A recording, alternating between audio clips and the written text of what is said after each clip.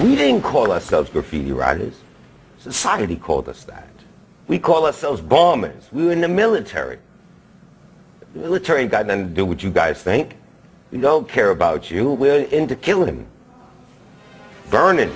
It's on now, motherfucker. Lock and load. This is bombing is just all out destruction. You know, just going out, just like bombing, like dropping a bomb. The great fallacy is that it was born in New York. It was born in Philadelphia. I usually use cornbread as a jumping off point. I was the world's first graffiti artist. Started here in Philadelphia and went to Europe, Japan, Africa, you name it, it's there. And all roads leads back to me.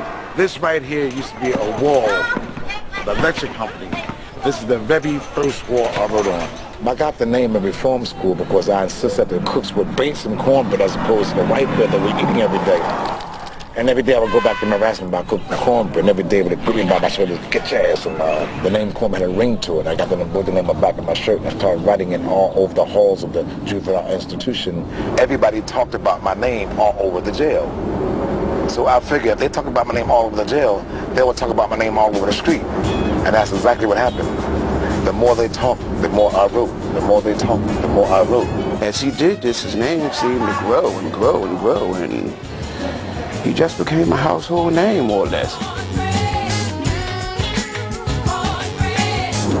1971, a friend of mine named Cornelius Hosey got killed.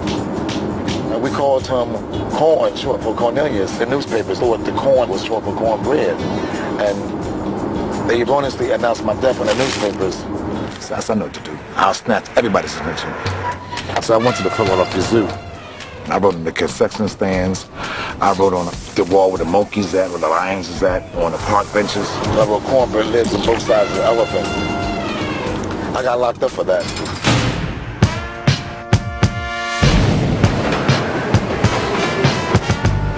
New York is rapidly becoming known as the graffiti capital of the country, a title Philadelphia has held for years. The numbers you see after the names refer to the youngster's street or building or school in an otherwise huge and anonymous city.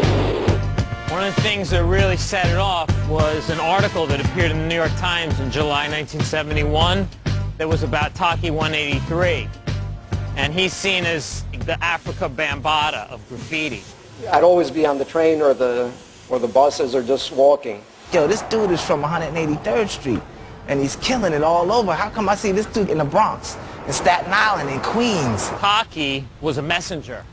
So in his job, he had to go all over Manhattan. And he wrote Taki 183 wherever he went. I was hitting the East Side a lot, where a lot of people worked on newspapers or magazines. And I guess I'm the guy that made it popular, because I hit at the right place at the right time. There was already a writing movement, but the article overnight amped it up. Well, the city back then was like trash. I mean, when you went into the Bronx, it looked like, man, you was walking into World War II. Like Germany, when it was getting hit.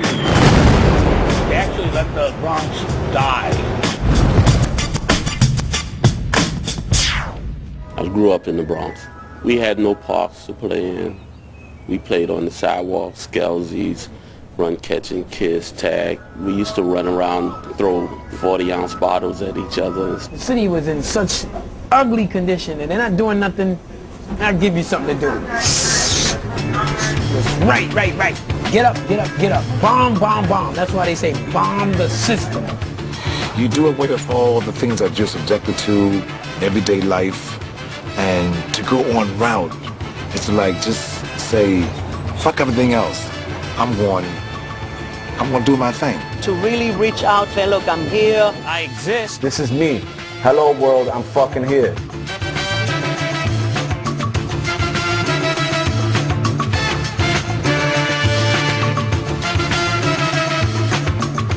You put a pen in any child's hand, naturally they'll go to the wall. Graffiti writing started at the birth of human consciousness. Human culture has been identifying themselves on walls and in places forever. What they put on the cave walls, telling a story, that's what graffiti is. It tells a story too. Alexander the Great writing on the top of Egyptian pyramids.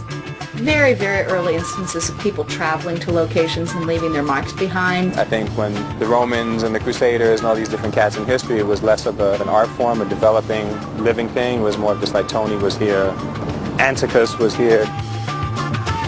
You can go through history and pick out example after example of people stating who they are, you know, where they were. This is where my graffiti career started. Back in 1972 is where I copped my first King 13 tags with a little El Marco marker. And I got to that store over there, right here, man. I must have been about that high. And I was writing my name right here. When all of a sudden, from behind me, I get one of these. And I turn around, and there's these three motherfuckers right here.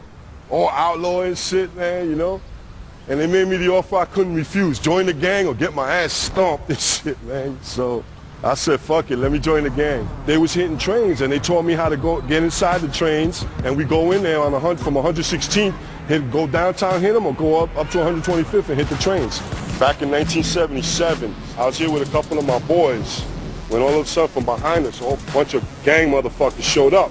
Some guy just came up, and he came to put a gun on me and say, yo, I'm telling you, flip your colors or you're gonna die. He wasn't about to flip colors. And we said, nah, fuck that shit. I remember grabbing a gun like that and coming up like that, and he shot me. He took out my gun, I got him in his knee, exploding like. I was arrested. I was locked up for gang-related violence and shit. You know, my father didn't come to see me, and none of my boys from the gang came to see me. None of them. My brother showed up one day, man, with construction paper and some buffalo markers. And that's when I became tkid. When all of a sudden from behind us, a whole bunch of gang motherfuckers showed up. Some guy just came up, and he came to put a gun on me and say, yo, I'm telling you, flip your colors or you're gonna die. He wasn't about to flip colors. And we said, nah, fuck that shit. I remember grabbing a gun like that and coming up like that, and he shot me. He took out my gun, I got him in his knee, exploding like. I was arrested. I was locked up for gang-related violence and shit. You know, my father didn't come to see me, and none of my boys from the gang came to see me. None of them. My brother showed up one day, man, with construction paper and some buffalo markers. And that's when I became tkid.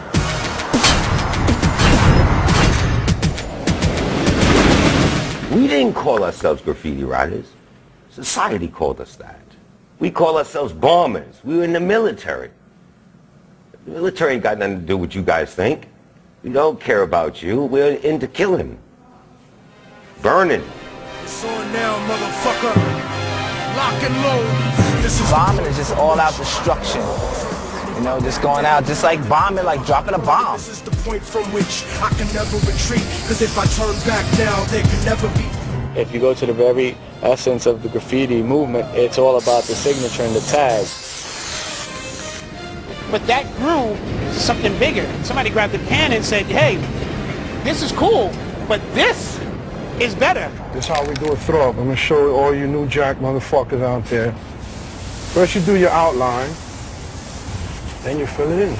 Using a fat cap, which spreads real quick, as you can see. Now I'm outlining my throw up. It can take me up to a minute or two. Boom. And that's it, baby. It's a wrap. And then somebody say, right, but this is better than all of that. Pieces are just, you know, your name done in elaborate letters, whether it's simple style pieces or wild style pieces. You got 2-color blends, you got either shadow or 3D, you add some designs, maybe a cloud, a trim. So the whole art form is based upon lettering. You know how jazz, he took jazz and they broke it from its classical form and flipped it and started adding bebop to it in different forms. And we did the same thing with letters. We took the basic alphabet and stretched it. We took a P, as you see here, and elongated it here, and added extensions here, and just added funk to it, like we do to everything. You don't want to lose the basis of the letter, but you want to lose the letter. It's taking your name, your identity, and like exaggerating it. P-O-S-E-T-W-O opposed to. Wildstyle really isn't a style of letters, it's a way of life. Okay, let's get that straight right now, yo. And I got to give a shout out to Tracy 168, the president of the Wildstyle crew all the way back in the 70s. So I was wild. Don't tell me how to live unless you're ready to die for me. But style, class, I respect you, respect me. So Wildstyle combined as one word became what I live like, who I am. It couldn't be me doing it by myself. it took everybody to believe in a certain way of living. And we reflected it in our graffiti, in our letters, and that's how we expressed it. That was wild style. We go up, yo, let's go to the top of the Brooklyn Bridge, let's do a piece right there. That's wild style. Doesn't matter if the letters are all nasty or, you know, flowing with style. No, no, no. It's my name is up on Brooklyn Bridge. You ain't fucking doing that, my man. That's wild style.